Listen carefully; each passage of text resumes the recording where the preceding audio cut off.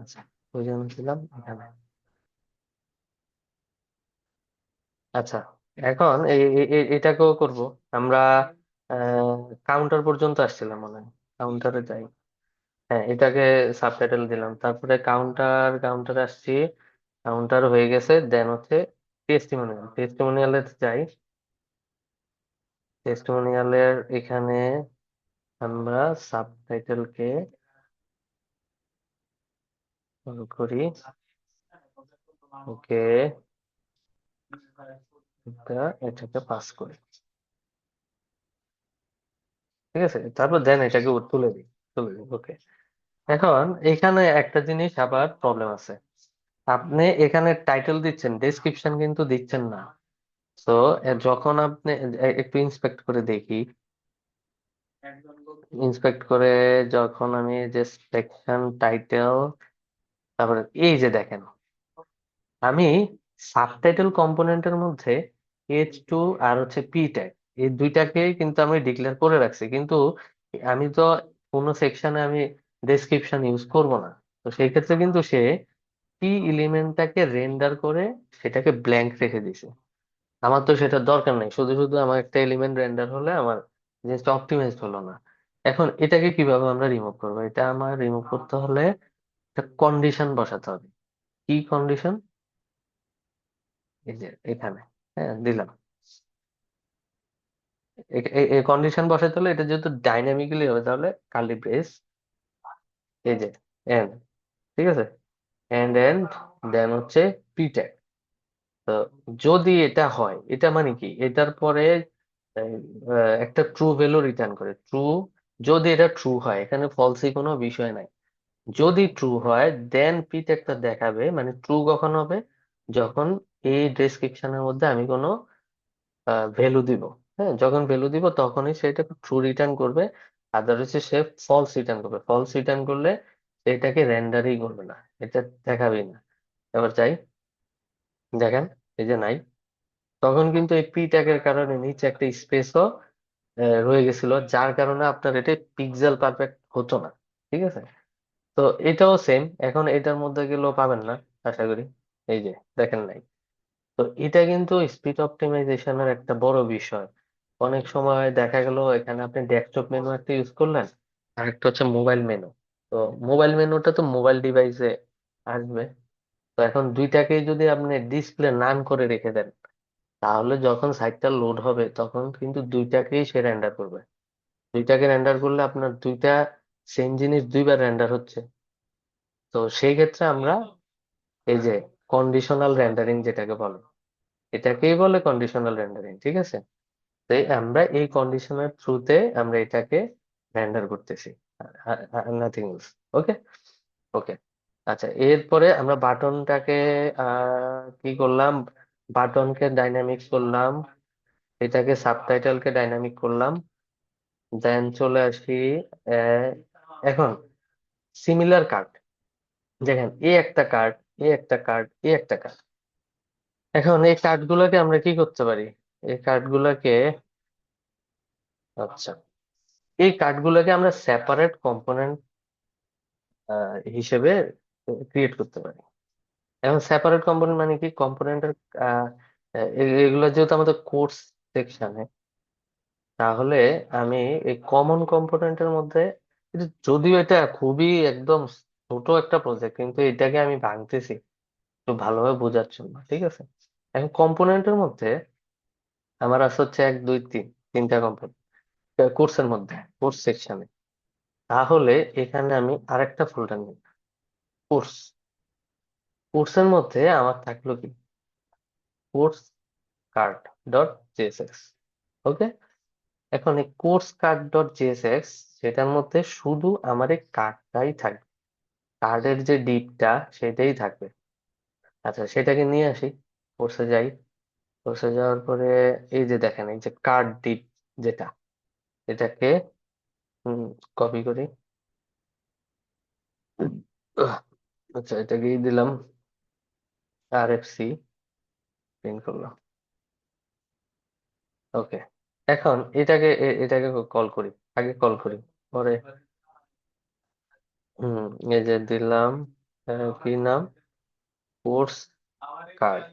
ওকে, এগুলোকে রিমুভ করে দিই। রিমুভ করে দিলে আমাদের একটা কোর্স কোর্স কার্ডকে একবার, আচ্ছা এখন দেখেন এই যে ব্ল্যাঙ্ক হয়ে গেছে, তার মানে একটা ইস্যু। কি ইস্যু আমি জানি, তারপর আমি ইন্সপেক্ট করি। করলে দেখবেন এখানে button is not defined. Button কেন ডিফাইন্ড না?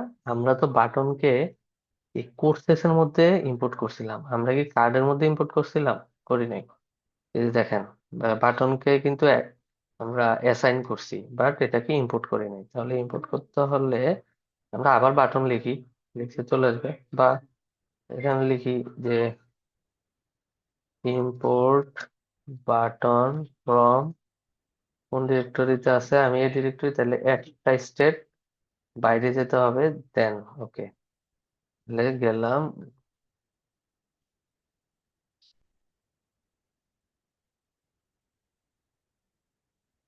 দুইটা,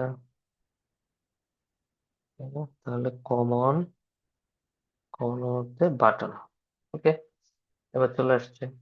হুম, আচ্ছা এখন এখানে একটা, যেহেতু এটা গ্রিড, গ্রিড গ্রিড দিয়ে স্টাইল করা, তো আমরা এখানে মিনিমাম তিনটাকে দিব, দুই তিন দিলাম। দেওয়ার পরে আমার কার্ড কিন্তু চলে আসছে। এখন আরেকটা দিয়ে তিন চার পাঁচ যত খুশি তত ইউজ করতে পারি, কোনো সমস্যা। ওকে, আচ্ছা এখন আমার এই ভ্যালু গুলাকে ডাইনামিক করতে হবে আবার। সেই ডাইনামিক, এটাকে দিতে বলি টাইটেল, এটাকে দিতে পারি ডেসক্রিপশন। তাহলে প্রপস আকারে আমি নিব টাইটেল আর একটা দিব ডেসক্রিপশন। তাহলে এই টাইটেলটাকে ডাইনামিক ভ্যালু এখানে বসবে টাইটেল, আর এখানে ডাইনামিক ভ্যালু এখানে বসবে ডেসক্রিপশন। ওকে, আচ্ছা এখন এটাকে কোত্থেকে আমরা প্রপস পাঠাবো? এখান থেকে একটা পাঠাবো টাইটেল, এটা যে কোর্স, যেমন রিয়াক্ট জেএস কোর্স, ঠিক আছে। তারপর ডেসক্রিপশন,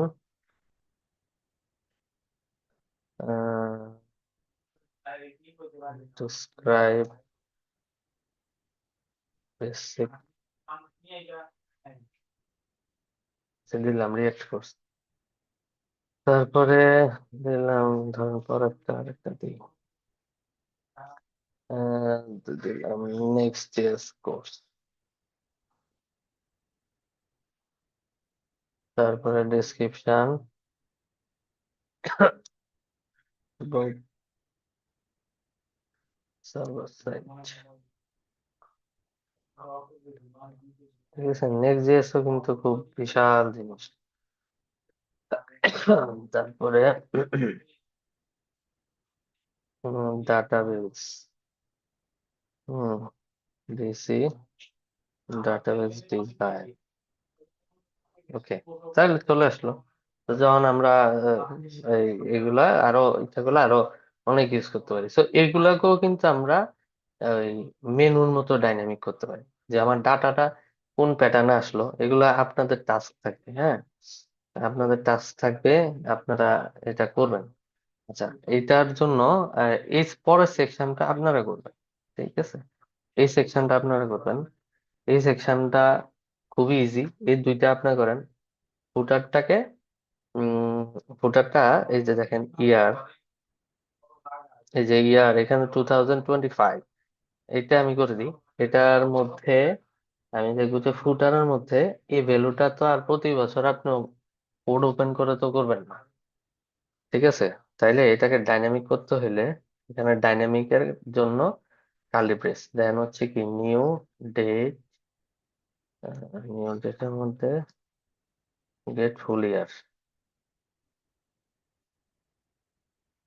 হ্যাঁ, জাভাস্ক্রিপ্টের একটা এই ভাষা দিলাম। ডেট ফরম্যাটটা নিয়ে সেটার গেট ফুল ইয়ার মেথডটাকে কল করে দিলাম, ঠিক আছে। আচ্ছা, প্লাস নেম না, ওই যে ফুল ফুল ওয়েবসাইটে রিপ্লেস করলাম না, এই জন্য এখানেও রিপ্লেস হয়ে গেছে। আচ্ছা, এখন আমরা একটু দেখি এই কোডটাকে গিটহাবে কিভাবে রাখা যায়। আচ্ছা, হিসাবে আমরা প্রজেক্টটাকে পুশ করবো। ওকে, গিটহাব রিপোজিটরি, সবাইকে আমার প্রোফাইলটা দিয়ে দিব।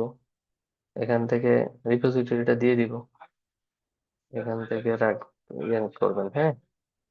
আচ্ছা, তাহলে এখানে দিলাম যে ল্যান্ডিং পেজ। ল্যান্ডিং পেজের মধ্যে মেসেজ দিল অন্য কেউ আরেকটা জন। ও আচ্ছা, না, এটা বাকিটা আপনাদেরকে টাস্ক দিয়ে দিব। ওকে। আচ্ছা, এই আমি একটু শর্টকাট করি। তো গিটহাবে কিভাবে কি, গিটহাব তো আপনারা জানার জানেন।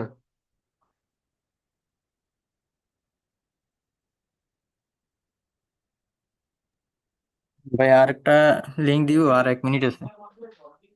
আচ্ছা, আমি আজকে আর ক্লাস নিব না। এই আপনার হচ্ছে, এই আপনার এই দুইটা সেকশন করবেন, হ্যাঁ। আমি গিটহাব লিঙ্কটা দিব, আপনারা জাস্ট ওই গিটহাবে গিয়ে আপনার হচ্ছে ডাউনলোড করে নেবেন ফাইলটা, আর এইচটিএমএল ফাইলটাকে আলাদা করে দিবেন। আমরা একটু গিটহাবও দেখবো পাশাপাশি। আপনাদের টাস্কগুলো গিটহাবে রাখবেন, তো গিটহাবটাও প্র্যাকটিস হয়ে যাবে, ঠিক আছে। কি করবেন, এই যে আচ্ছা আচ্ছা। এইটাকে ডাইনামিক করবেন, এটা আমি এটা যেভাবে করছি, এটাকে আলাদা এরকম ডাইনামিক করবেন, কার্ড হিসেবে। তারপরে এই সেকশনটাকে ডাইনামিক করবেন। এই দুইটা সেকশনে আপনাদের কাছে আমার রিকোয়েস্ট যে লাস্ট ক্লাসে দেখাবেন, ঠিক আছে। আর না বুঝলে মিজান ভাই আছে, মিজান ভাই না থাকলে আমাকে গ্রুপে নক দিন। ওকে। আচ্ছা ঠিক আছে ভাই। ওকে, তাহলে আজকে মতো বিদায় নিচ্ছি। আপনারা এটা ই করেন, হ্যাঁ। আরেক বাসায় আসছি তো, নিজের বাসায় যাইতে হবে। ওকে, আল্লাহ হাফেজ তাহলে, হ্যাঁ। আচ্ছা, ওই ভিডিও গুলো একসাথে দিয়ে দিলে ভালো হয়, কেটে কেটে না হ্যাঁ, দিয়ে। ভিডিও গুলো আচ্ছা একসাথে দিব। আচ্ছা ঠিক আছে, একসাথে দেওয়ার ব্যবস্থা করতেছি। হ্যাঁ, মানে একটা করে ক্লাসটা মানে দিয়ে দিই।